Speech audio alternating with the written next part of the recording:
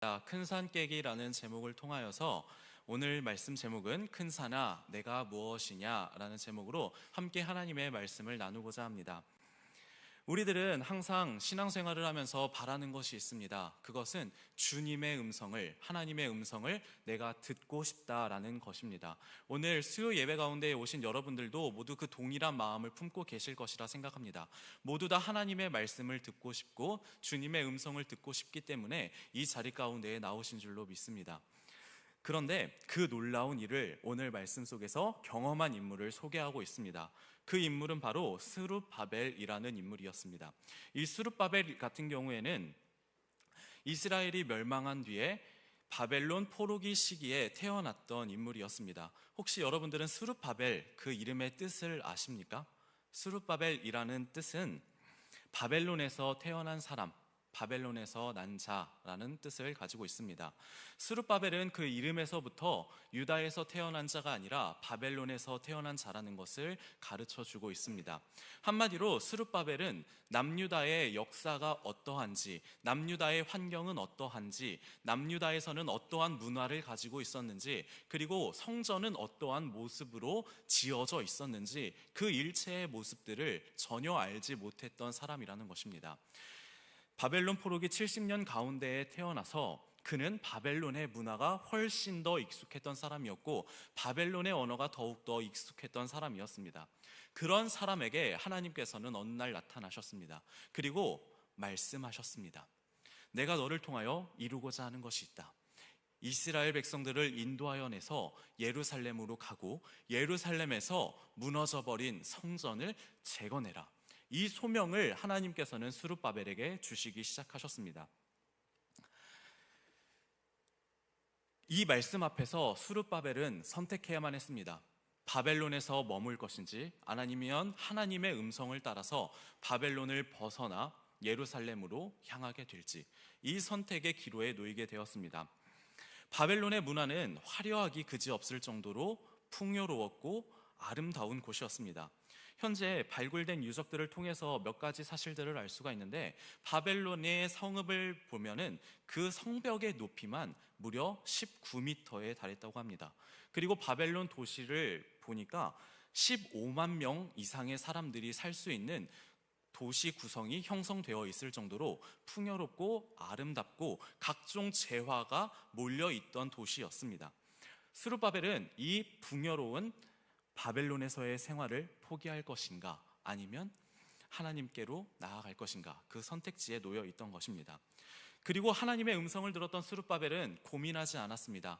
내가 바벨론에서 풍요로움을 누리고 있다 할지라도 바벨론의 아름다운 문화가 나와 함께한다 할지라도 내가 바벨론의 문화에 더 익숙하다 할지라도 나는 주님의 말씀에 따르겠습니다 라면서 예루살렘으로 향하는 그 길을 선택하기 시작했습니다. 그리고 바벨론에서 예루살렘으로 향하는 그 길은 절대로 쉬운 길이 아니었습니다. 직선 거리로만 따졌을 때 약 900km 정도의 거리였습니다. 그리고 실질적으로 그 거리를 이동한다고 했을 때 무려 1500km의 거리를 스룹바벨과 그 일행들은 이동해야만 했습니다. 혹시 서울에서 부산까지의 거리가 몇 킬로미터 되는지 아십니까? 약 390km 정도 된다고 합니다. 한마디로 서울에서 부산까지 왕복해봤자 780km밖에 되지 않습니다. 한 번 왕복을 하는 것이 아니라 서울에서 부산까지 2번을 왕복할 거리를 걸어서 혹은 말을 타고서 이동을 해야만 했습니다. 그토록 먼 거리를 스룹바벨은 이동해야만 했습니다. 그런데 그 여정 가운데에 스룹바벨 혼자만 가지 아니하고 많은 이스라엘 백성들을 이끌고 이동해야만 했습니다. 에스라 2장에서는 그 인원에 대해서 설명을 해주고 있는데요. 대략 약 5만 명 정도의 숫자였습니다. 5만 명이라는 엄청나게 많은 숫자를 이끌고 예루살렘으로 향해야만 했습니다. 그리고 그때에 아마도 나이가 많았던, 연세가 많으셨던 분들도 당연히 많았을 겁니다. 성전의 아름다움을 두 눈으로 목격했던 인원들, 남유다에서의 그리움을 가지고 있던 사람들, 그 모든 사람들이 고향길로 돌아가는 길을 택하였을 것이기 때문에 나이가 지극한 사람부터 젊은 사람에 이르기까지 모두 다 이끌고 예루살렘으로 1500km라는 기나긴 여정을 떠나야만 했습니다. 그것이 스룹바벨이 마주했던 첫 번째 큰 산이었습니다. 그리고 그뿐만이 아니었죠. 재물들이 있죠. 각종 재물들을 짊어지고 가야 했습니다. 그리고 각종 짐승들도 함께 이동을 해야만 했습니다. 짐승들을 먹여야 될 음식들과 물들을, 각종 짐들을 다 챙겨서 이동한다는 것은 절대로 쉬운 일이 아니었습니다. 오늘날 우리들이 걸어서 서울에서 부산까지 간다고 생각해도, 장정 성인이 간다고 해도 절대로 쉬운 길이 아니었습니다. 하지만 많은 사람들이, 5만 명에 달하는 그 많은 숫자가 이동하게 되었습니다. 그리고 하나님께서는 스룹바벨과 이스라엘 백성들과 함께 하셔서 기나긴 여정 가운데에 힘들지만 모두 다 무사히 예루살렘으로 도착할 수 있게 하여 주셨습니다. 그때 하나님께서는 스룹바벨에게 이 말씀을 허락하시게 됩니다. 스가랴 4장 7절 말씀입니다. 오늘 우리의 설교 제목이기도 한 말씀입니다. 큰 산아 내가 무엇이냐, 내가 스룹바벨 앞에서 평지가 되리라. 스룹바벨은 이 하나님의 말씀을 경험하게 된 겁니다. 나 혼자 가는 것도 쉽지 않은 이 험난한 여정 가운데에 5만 명이라는 많은 숫자와 수많은 짐승들을 이끌고 우리가 예루살렘에 당도하였다. 그리고 성전을 재건하기 시작하였다. 이것이 하나님의 은혜가 아니면 무엇이겠느냐, 내가 겪고 있는 이 큰 산이 평지가 된 것이 아니면 무엇이겠느냐라면서 스룹바벨은 이 하나님의 말씀을 경험하게 되었습니다. 하지만 스룹바벨의 여정은 여기서 끝나지 않았습니다. 그는 예루살렘에 도착했고 이제 다시 성전을 재건하는 일을 착수하기 시작을 했습니다. 이 모든 스룹바벨의 여정을 살펴보게 되면은 그는 어떠한 길로 나아가야 될지, 어떻게 이스라엘 백성들을 인도해야 될지 정확한 길을 알지 못하고 떠났다는 것을 알 수가 있습니다. 그저 하나님의 약속만 붙들고, 하나님의 말씀만 붙들고, 하나님의 약속을 따라서 본 적도 없는 성전을 재건하러 갔고요, 가본 적도 없는 남유다 예루살렘 땅을 향하여 걸어가기 시작을 했던 겁니다. 그리고 이러한 말씀은, 이러한 부르심은 스룹바벨에게서만 나타나지 않았습니다. 히브리서 11장 8절에서는 아브라함의 여정에 대해서 이와 같이 설명합니다. 믿음으로 아브라함은 부르심을 받았을 때에 순종하여 장래의 유업으로 받을 땅에 나아갈새 갈 바를 알지 못하고 나아갔다라고 기록합니다. 스룹바벨도 남유다가 어떠한 곳인지, 성전은 어떠한 곳인지 전혀 모르는 상태로 하나님의 말씀 하나 의지하여 나아갔습니다. 그리고 그것은 아브라함 역시 마찬가지였습니다. 하나님께서 보여주신 가나안 땅, 그 하나의 모습만 보고서 매 순간 하나님께서 보여주시는, 하나님께서 인도하여 주시는 발걸음을 따라서 이동하였을 뿐, 그는 그가 어디로 향해야 될지 정확한 길을 알지 못하고 걸어갔습니다. 그런데 오늘날 우리들은 이러한 모습들에도 불구하고, 이러한 신앙인의 모습들을 바라봄에도 불구하고 기도하는 내용들이 있습니다. 그것은 하나님께서 저에게 길을 알려주시면 제가 그 길을 걸어가겠다는 겁니다. 그러니 저에게 그 길을 밝히 보여달라는 기도를 하게 됩니다. 하나님께서 내가 어떤 일을 해야 할지, 하나님께서 내가 어떤 행동을 해야 할지, 내가 어떤 직업을 택해야 될지, 어떤 직장으로 가야 될지 그 길들을 보여주기를 원하며 그렇게 기도하며 나아간다는 것입니다. 그렇기 때문에 구합니다. 하나님, 제게 길을 보여주세요. 내가 어떻게 해야 될지 그 길을 보여주세요. 그러면 제가 걸어가겠습니다 라고 고백합니다. 하지만 성경이 우리들에게 가르쳐 주시는 것은, 많은 성경의 인물들은 자신들이 가야 할 길을 알지 못하고 나아갔다는 것입니다. 오직 하나 붙들고 나아갔을 뿐입니다. 갈 길을 알지는 못하나 하나님께서 나와 함께 하신다는 그 약속 붙들고, 하나님께서 나와 동행하신다는 그 약속 하나 붙들고 그들의 믿음의 길을 걸어갔을 따름입니다. 오늘날 우리들도 그렇게 기도를 해야 할 것입니다. 내가 어디로 가야 할지 저는 알지 못합니다. 하지만 주님께서 나와 함께 하시니, 주님께서 동행을 약속하여 주시니 제가 믿음으로 걸어가겠습니다. 그 믿음의 기도의 제목을 가지고 하나님께 나아갔으면 좋겠습니다. 스룹바벨도 그 믿음의 길을 걸어가게 되었습니다. 큰 산을 향하여 걸어가게 되었습니다. 그의 눈앞에 보이는 것은 결코 평지가 아니었습니다. 큰 산이었습니다. 오르는 것이 불가능해 보이고 오르는 것이 너무나도 힘들어 보이는 큰 산이 그의 앞에 놓여 있었습니다. 하지만 그는 믿음으로 그 길을 걸어가기 시작했던 겁니다. 그래서 그는 예루살렘에 도착할 수 있었습니다. 그리고 예루살렘에 도착한 그는 분명히 느꼈을 겁니다. 하나님께서 나와 함께 하신다는 사실을, 하나님의 약속이 이루어지고 있다는 사실을 분명히 믿고 경험하고 깨달았습니다. 그렇기 때문에 그는 확신했을 겁니다. 하나님께서 나에게 성전을 건축하라고 말씀하여 주셨으니 내가 성전을 금방 재건할 수 있을 것이다. 이스라엘 백성들의 마음이 모두 하나로 모여 있으니 성전은 금방 다시 재건되어질 것이다. 그 믿음의 확신을 분명히 가지고 있었을 것입니다. 하지만 스룹바벨은 전혀 예상하지 못했던 상황을 맞닥뜨리게 됩니다. 성전을 재건하고 있던 그에게 한 명의 한 무리가 찾아오기 시작했던 겁니다. 바로 사마리아인들이 찾아오기 시작을 했습니다. 그리고 사마리아인들은 이스라엘 백성들에게 요청하기 시작합니다. 하나님의 성전을 짓는다면서요, 저희도 함께 짓고 싶습니다. 저희도 하나님을 예배하는 자들이니까 함께 하나님의 성전을 건축하고 싶습니다라고 제안을 하게 됩니다. 하지만 그 제안을 스룹바벨과 이스라엘 백성들은 단호하게 거절하게 됩니다. 다윗은 왜 성전을 건축하지 못했습니까? 너무나 많은 전쟁으로 인하여 다윗의 손에 피가 흠뻑 묻어 있었기 때문에 하나님께서는 다윗, 네가 성전을 짓지 말고 그의 후손인 솔로몬을 통하여 성전을 건축하게 될 것이다 라고 말씀하여 주셨습니다. 그리고 이처럼 하나님의 성전을 짓는 것은 거룩한 일이었습니다. 세상과는 구별된 일이었고 세상에 흠이 잡힐 만한 것이 개입되어서는 안 되는 일이었습니다. 그렇기 때문에 스룹바벨과 이스라엘 백성들은 사마리아인들의 요청을 단호하게 거절한 것입니다. 다른 민족들의 피가 섞인 사마리아인들, 이스라엘 백성들의 피뿐만이 아니라 이방 민족의 피가 섞인 사마리아인들이 성전을 건축하는 것에 동참하는 것을 그들은 허락할 수가 없었습니다. 어떻게 보면 그들의 대처가 잔혹해 보이고 함께 하나님을 예배하러 온 자들에게 너무하다고 생각할 수가 있겠지만 에스라 4장 1절에서 처음부터 그들을 대적이라고 분명히 소개하고 있습니다. 한마디로 사마리아인들이 결코 순수한 목적을 가지고 이스라엘 백성들에게 와서 성전을 함께 건축하자라고 제안을 했던 것은 아니었습니다. 그리고 결국 사마리아인들은 이스라엘 백성들에 의하여서 제안이 거절당하게 되자 앙심을 품게 됩니다. 악한 마음을 품게 됩니다.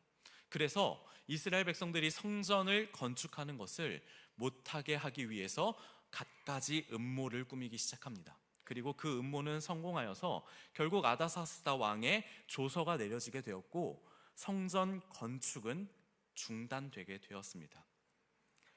에스라 4장 24절에 이토록 기록하고 있습니다. 이에 예루살렘에서 하나님의 성전 공사가 바사왕 다리오 제2년까지 중단되니라 라고 기록합니다. 성전이 중단된 기간이 결코 짧은 시간이 아니었습니다. 무려 16년이라는 기나긴 시간 동안 성전은 다시 재건되어지지 못했습니다. 성전이 재건되어지지 못하는 그 모습을 바라보는 이스라엘 백성들의 마음에서는 어떤 생각이 들었을까요? 어떤 마음을 가지고 성전을 바라보고 있었을까요? 하나님께서 나와 함께 하신다고 말씀하여 주셨는데 왜 성전은 재건되지 못하고 있을까? 그러한 의문과 하나님에 대한 의구심을 끊임없이 품었을 겁니다. 오늘날 우리들이 이 처참한 모습을 볼 수 있는 것이 있습니다. 건설 현장에 가서 아직 완공되지 못한 건물들을 보면 그 심정을 우리는 조금이나마 이해할 수가 있습니다. 각종 이유로 인하여서 아파트가 건설되어지다가 건설이 중단된 모습, 그 흉물스러운 모습을 보면 우리들은 어떠한 생각을 가지게 되나요? 그 건물이 차라리 무너져 버리든가 없애버리든가 아니면은 빨리 다른 시공업체가 들어와서 건설업체가 들어와서 그 건물을 완성시켜 줬으면 좋겠다. 너무 보기 안 좋다라는 생각을 품게 됩니다. 이스라엘 백성들 역시 마찬가지였을 겁니다. 성전 건축이 들어가기 시작을 했는데 중간에 멈춰버렸습니다. 그 흉물스러운 모습들, 하나님의 영광이라고는 도저히 찾아볼 수 없는 그 비참한 모습을 이스라엘 백성들은 끊임없이 보았을 겁니다. 무려 16년이라는 시간 동안을요. 그리고 이스라엘 백성들 마음 가운데에는 조금씩 패배의식과 좌절감이 들어오기 시작을 하게 됩니다. 학개서 2장 3절에서는 그러한 이스라엘 백성들의 마음을 보시고 하나님께서는 말씀합니다. 너희 가운데에 남아있는 자 중에서 이 성전의 이전 영광을 본 자가 누구냐? 이제 이것이 너희에게 어떻게 보이느냐? 이것이 너희 눈에 보잘것없지 아니하냐? 라고 말씀합니다. 이스라엘 백성들 눈에 보이는 성전의 모습은 더 이상 하나님의 영광에 임재하는 곳이 아니었습니다. 너무나도 보잘것없는 곳, 우리의 실패의 상징, 건축하지 못한 패배의 상징물이 성전이 되어버린 것입니다. 그 성전을 바라보면서 이스라엘 백성들은 패배감과 좌절감을 섞인 패배감 속에서 이렇게 고백합니다. 여호와의 전을 건축할 시기가 이르지 아니하였다. 이렇게 자조적인 말로 고백하기 시작합니다. 이 말씀이 무엇입니까? 나는 성전을 재건하지 못한다. 하나님께서는 나를 통하여 이 성전을 재건하기를 원하지 아니하신다. 나는 이 성전을 재건할 수가 없다라는 고백이 이스라엘 백성들의 입 가운데에서 흘러나왔다는 것입니다. 벌써 포로기로부터 86년이라는 시간이 흘렀습니다. 바벨론 포로기 70년과 성전 공사 중단된 지 16년, 86년이라는 시간이 흘렀습니다. 성전의 그 아름다운 영광의 모습을 기억하는 자들은 모두 다 죽고 없던 상황이었습니다. 이제 남아있는 것은 성전을 한 번도 보지 못했던 자들, 도리어 바벨론의 아름다움과 바벨론의 영광만을 보았던 자들이 남아있을 따름이었습니다. 그들 눈에는 이 성전이 너무나도 보잘것없었습니다. 하나님께서 나와 함께하지 않는 상징과 같이 보였을 따름입니다. 그러나 하나님께서는 그들에게 다시 한번 스가랴 선지자를 통하여, 학개 선지자를 통하여 거듭 말씀하였습니다. 성전을 재건하라. 내가 원하는 때가 이때노라 라고 하나님께서는 말씀하셨습니다. 그리고 그 때가 이르러 학개서 2장 9절에 왜 이런 일들이 일어났는지 하나님께서는 말씀하여 주고 있습니다. 학개서 2장 9절입니다. 너희가 많은 것을 바랐으나 도리어 적었고 너희가 그것을 집으로 가져갔으나 내가 불어버렸느니라 라고 말씀합니다. 한마디로 이스라엘 백성들이 성전을 재건하기 위하여서 각종 건축물들과 자재물들을 가져왔지만 그것을 하나님께서 불어버리셨다는 겁니다. 우리들의 생각으로는 사마리아인들의 방해로 인하여서 아닥사스다 왕의 조서로 인하여서 성전이 재건되는 것이 멈춘 것처럼 보여지고 생각되어지지만 그 실상에서는 하나님께서 성전을 다시 재건하지 못하도록 잠시 멈추셨다는 겁니다. 이스라엘 백성들이 성전을 재건하지 못하도록 막으셨다는 것을 설명해 주고 있는 겁니다. 왜 그랬느냐? 나 만군의 여호와가 말하노라. 이것이 무슨 까닭이냐? 내 집은 황폐하였으되 너희는 각각 자기의 집을 짓기 위하여 빨랐음이라 라고 하나님께서 말씀합니다. 한마디로 하나님께서는 이스라엘 백성들이 성전에 더욱더 관심을 기울이기보다는 자신들의 살 곳을 더욱더 염려하는 이스라엘 백성들의 모습 때문에 성전이 재건되지 않았다라고 말씀하는 겁니다. 성전의 영광을 한 번도 바라보지 못하였던 그들이 이스라엘의 예루살렘에 처음 도착했을 때 그들의 최우선 관심사는 성전을 내가 어떻게 아름답게 재건할 것인가, 성전을 어떻게 하면 하루라도 더 빨리 세울 수 있을 것인가, 하나님께서 거하실 아름다운 처소를 내가 어떻게 하면 조금이라도 더 빨리 완성시킬 수 있을 것인가, 거기에 관심이 가 있지 않았다는 것입니다. 그들의 최우선 관심사는 우선 내가 살 집부터 지어야 한다. 하나님께서 살 집은 나중이고 우선 내가 살 곳, 내가 비바람을 피할 곳, 내가 머물 곳을 먼저 지어야지 그 다음에 하나님께서 계실 곳을 지을 수 있다라는 마음이었습니다. 그리고 하나님께서는 이스라엘 백성들의 그러한 마음을 아시고 성전 재건을 잠시 멈추도록 하셨다는 것입니다. 분명히 바벨론에서 예루살렘으로 돌아온 자들은 하나님의 말씀을 듣고 하나님의 감동으로 믿음의 결단을 가지고 바벨론을 떠나온 자들이었습니다. 하지만 여전히 그들 마음속에서 최우선순위는 하나님이 되지 못했고 여전히 그들이 최우선순위에 놓여 있었던 것입니다. 하지만 하나님께서 정말로 바라셨던 것은 나를 내려놓고 내 안에 계신 하나님을 최우선순위로 두는 것을 정말 간절히 원하셨던 것입니다. 그 누구보다 하나님을 사랑하였던 다윗이 마음을 품었던 것처럼 성전을 짓겠노라 다짐하였던 그 결심을 품었던 다윗의 마음이 이스라엘 백성들 가운데에 있기를 원했던 것입니다. 내가 살고 있는 것보다 더욱더 아름다운 곳에 하나님이 거하시길 원하는 그 마음, 내가 사는 곳보다 성전이 더욱더 빨리 건축되어지길 바라는 그 마음, 내 안에 무너진 성전이 아니라 내 안에 완성된 성전을 통하여 하나님을 모시고 싶어하는 그 마음, 그 마음을 하나님께서는 간절히 원하셨던 것입니다. 그 마음을 깨닫게 해주시기 위해서 하나님께서는 성전 건축을 16년이라는 시간 동안 멈추셨던 것입니다.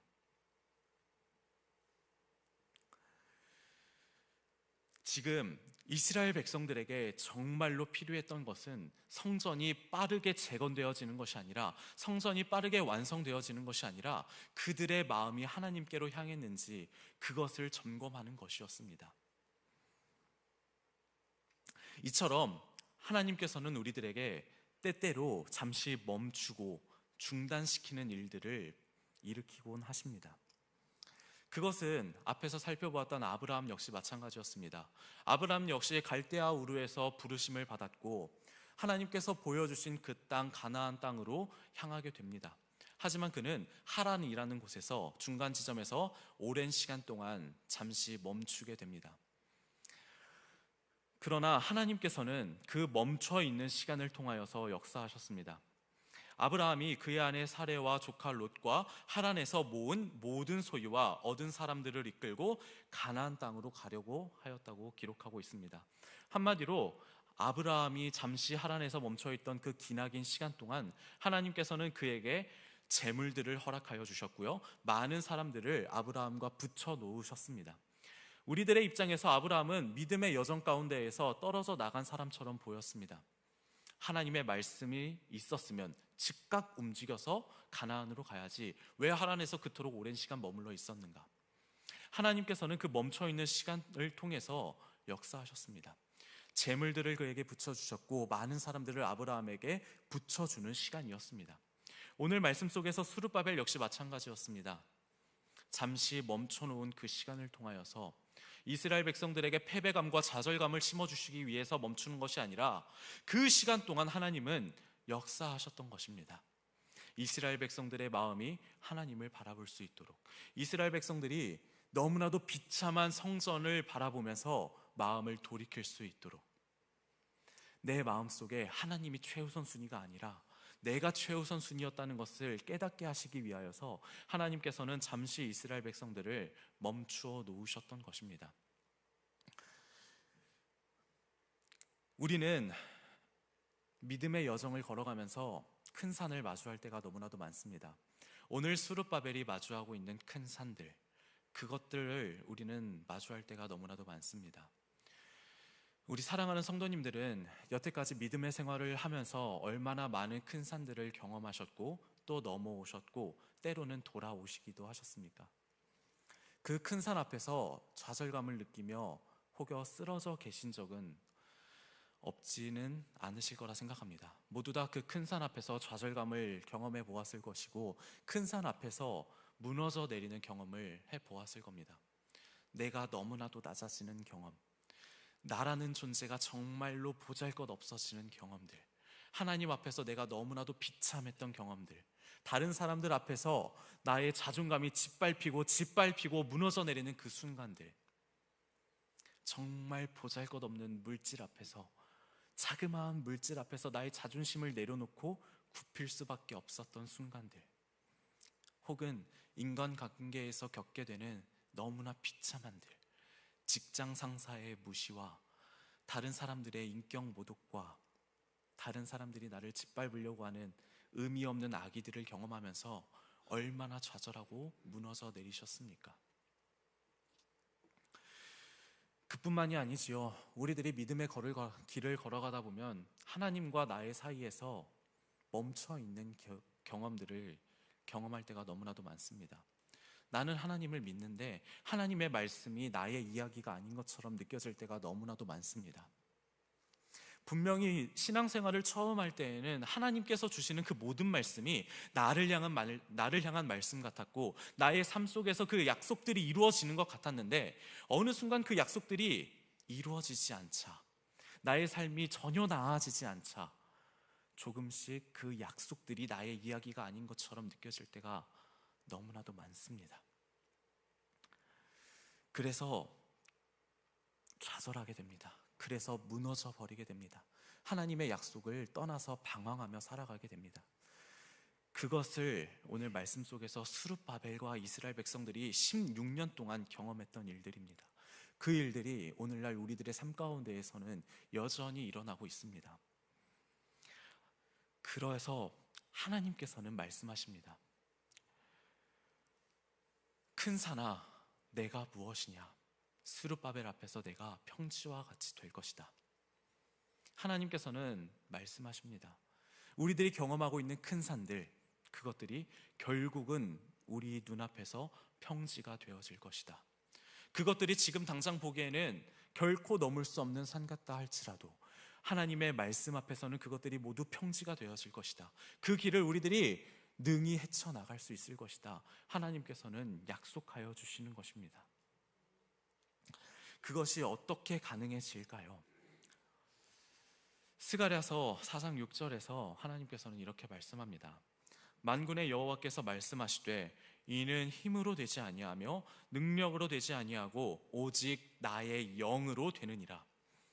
이처럼 말씀하고 있습니다. 우리들이 왜 세상에서 넘어지고 왜 세상에서 실패하고 있습니까? 왜 인간관계 앞에서, 각종 문제들 앞에서, 큰 산들 앞에서 좌절하여 넘어져 쓰러져 있습니까? 이 때문에 그렇습니다. 힘으로 하려고 하기 때문에, 능력으로 하려고 하기 때문에 우리들은 넘어질 수밖에 없는 겁니다. 이와 비슷한 말씀이 신명기 8장 17절에 있습니다. 그러나 내가 마음에 이르기를 내 능력과 내 손의 힘으로 내가 이 재물을 얻었다 말할 것이라. 여기서 똑같이 힘과 능력을 말씀하고 있습니다. 그런데 덧붙이는 말씀이 있죠. 내 능력과 내 손의 힘으로. 스가랴서 4장 6절이 우리들에게 가르쳐주는 말씀은 간단합니다. 힘으로 되지 아니하며 능력으로 되지 아니한다. 이것은 곧 우리의 힘을 의지하려고 할 때 우리는 실패할 수밖에 없다는 것입니다. 오직 우리 안에 계신 하나님의 영이 함께할 때에만, 성령이 우리와 함께 하실 때에만 우리는 성전을 재건할 수 있고 큰 산이 평지가 되어지는 역사를 경험할 수 있다고 가르쳐 주시는 것입니다. 하나님께서 우리들에게 약속하신 말씀은 미래지향적인 말씀이 아닙니다. 하나님께서 우리들에게 말씀하여 주신 큰 산이 평지가 될 것이다라는 그 말씀은 이미 이루어진 일들입니다. 하나님께서 우리들에게 주시는 약속들, 그 약속들은 하나님께서 이미 말씀하신 순간부터 이루어진 말씀들입니다. 하나님께서는 앞으로 너의 앞에 있는 큰 산들을 내가 조금씩 깎아줄게 라는 말씀이 결코 아닙니다. 이미 너의 눈앞에 있는 큰 산은 평지가 되었으니 너는 믿음으로 그 산을 향하여 직진하라 라는 것이 하나님의 말씀이고 약속입니다. 하나님께서 우리들을 멈춰 세우실 때가 있습니다. 큰 산 앞에서 멈춰 세우실 때가 있고 우리를 패배감과 좌절감 가운데 몰아넣는 것처럼 느껴질 때가 있습니다. 그러나 그때에 우리들이 기억하시길 원합니다. 기억하시기를 간절히 바랍니다. 그때에도 하나님은 역사하신다는 것입니다. 그때에도 하나님은 일하고 계신다는 것입니다. 우리의 생각으로는 내 시간이 너무나도 보잘것없고 하찮고 쓸모없이 지나간 것처럼 느껴지는 그 시간 속에서도 하나님께서는 우리들을 위하여 역사하고 계셨고 하나님께서는 우리들을 위하여 일하고 계시는 시간이었다는 것입니다. 우리들이 믿음 생활을 하면서 잠시 하나님을 떠난 것 같은 그 순간에도 하나님은 나를 위하여 일하고 계셨고, 내가 큰 산 앞에서 좌절하여 쓰러져 있고 낙심하고 좌절하고 있을 때에, 너무나도 무기력하게 앉아 있을 때에, 하나님의 약속이 나와는 전혀 상관없는 것 같이 느껴질 그 순간에도 하나님은 나를 위하여 역사하시고 나를 위하여 일하고 계시는 순간이었다는 것을 하나님께서는 우리들에게 가르쳐 주고 있는 것입니다. 그 순간에 우리들이 해야 할 것은 다른 것이 아닙니다. 나를 의지하였던 건 내려놓고, 나의 힘으로 해결하려고 했던 건 내려놓고, 나와 함께 하시는 성령만을 의지하겠습니다. 그것을 믿음으로 선포하는 일입니다. 오늘 이 시간 우리들은 이렇게 선포하시기를 바랍니다. 내 앞에 있는 큰 산아, 내가 도대체 무엇이냐? 하나님께서 말씀하여 주셨으니 너는 평지가 될지어다. 그 믿음의 선포를 가지고 우리들은 믿음의 길을 달려나가기만 하면 되는 것입니다. 좌절하고 계십니까? 쓰러져 계십니까? 큰 산 앞에서 낭망하고 계십니까? 잠시 나의 신앙이 멈춰져 있는 것 같이 답답한 상황 가운데에 탄식하고 계십니까? 하나님의 역사하심을, 하나님의 말씀은 변하지 않는다는 것을 기억하시기 바랍니다. 지금도 하나님은 일하고 계시며 지금도 하나님은 나를 위하여 산을 깎고 계시다는 것을 기억하시기 바랍니다. 내가 멈춰있는 그 순간에도 하나님은 역사하십니다. 그 믿음의 고백을 가지고 달려나가기를 바랍니다. 오늘 말씀을 정리하도록 하겠습니다. 하나님께서는 스룹바벨을 부르신 것처럼, 그리고 아브라함을 부르신 것처럼 우리들을 부르고 계십니다. 어디에서 부르고 계시나요? 스룹바벨은 바벨이라는 그 죄악된 도시에서 불러주셨습니다. 아브라함은 갈대아 우르라는 우상들이 넘쳐나는 곳에서 불러주셨습니다. 오늘 우리들 역시 죄악된 세상에서 우리들을 불러주셨습니다. 그리고 우리들은 하나님의 말씀을 이미 들었고 이미 믿음의 경주로 달려나가는 자들입니다. 이미 하나님의 말씀을 들었고 이미 하나님의 약속이 우리들과 함께하는 자들입니다. 그리고 그 믿음의 길을 가다 보면 때때로 넘어져 있을 때가 있습니다. 때때로 좌절할 때가 있습니다. 하지만 그때마다 주님께서 나를 위하여 역사하고 계셨다는 사실을, 내가 넘어져 있는 그 순간에도 주님은 나를 위하여 일하고 계셨다는 사실을 믿음으로 고백하고 선포하시기를 바랍니다. 내 앞에 있는 큰 산아, 내가 평지가 될지어다. 나를 힘들게 하고 있는 이 각종 문제들아, 내가 평지가 될지어다. 그 믿음의 선언을 가지고, 믿음의 선포를 가지고 이 험한 세상 믿음의 경주에서 승리하시는 우리 사랑하는 우이중학교의 성도님들 되시기를 간절히 축복합니다. 우리 시간에